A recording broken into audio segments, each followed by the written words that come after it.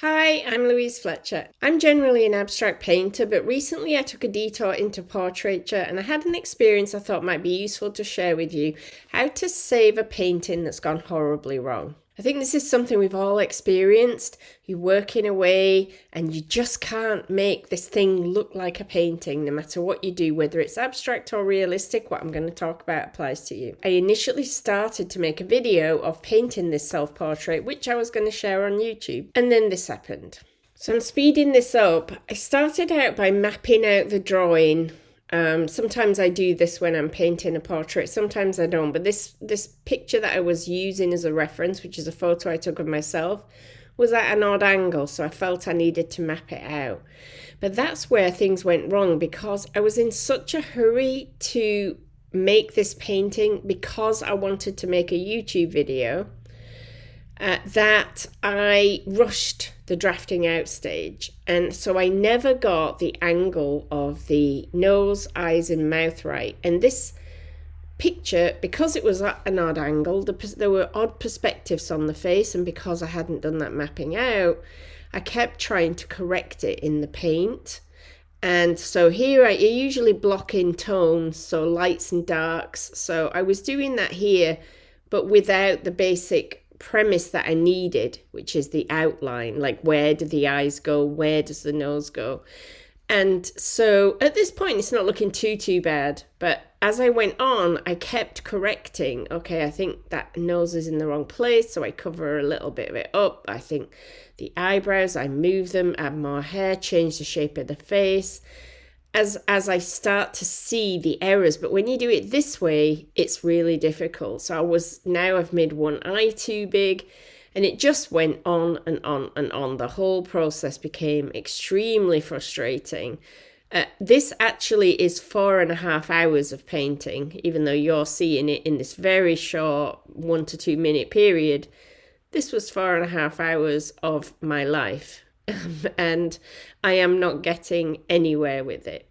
And here is how it finally ended up. This is the result of 4.5 hours work. Yikes. So when this happens, whether it's an abstract or a realistic painting, when it happens, generally what I find important is to step back and to think a little bit about what's happened, to diagnose the problem. What most people do, especially the earlier you are in your painting practice, what most people do is get very frustrated, angry, down on themselves. I know I shouldn't have tried to do this. I have no talent. I'm useless. And so I step back and say, what's gone wrong here? And generally, what's gone wrong for you is that you have tried too hard to get a good result. The more we try to make a good painting, the worse it gets. I, in this case, was trying to make a good painting because I wanted it so I could make a video. So I was not focused on looking, thinking, focusing on my painting and responding to what it needed. I was kind of, right, hurry up, come on, get this to look like it's supposed to look. And this is where we fall into traps. And so if you've got a painting that you've ruined, you feel like you've ruined, you haven't, because nothing's ever ruined. I want you to step back, diagnose where you went wrong mentally. Did you start trying to make a good painting? Were you pushing it because you had a plan for it and you were trying to force it? Was there a feeling of pushing the painting along? If so, here's how to fix it. And it's really simple and also not easy to do. But it's to come back into it with a mindset of you and the painting, no need to finish it. Just you and the process, you and the paints and the brushes, you putting something down, then stepping back, looking, responding, rather than you thinking, I want to make a painting. So I came back to this painting this time without a camera because I don't want the same result. I don't want to spend another 4.5 hours trying to fix something to make a video and it not work. I will share videos of my process with you at some other time, but here is the painting as it looks right now. I'm pretty pleased with it. I might make some minor tweaks. All that I did differently, I had the same reference image, I had the same color palette, I had the same brushes, and the same me. The only difference in me was my attitude to what I was doing. My mindset about what I was doing was different.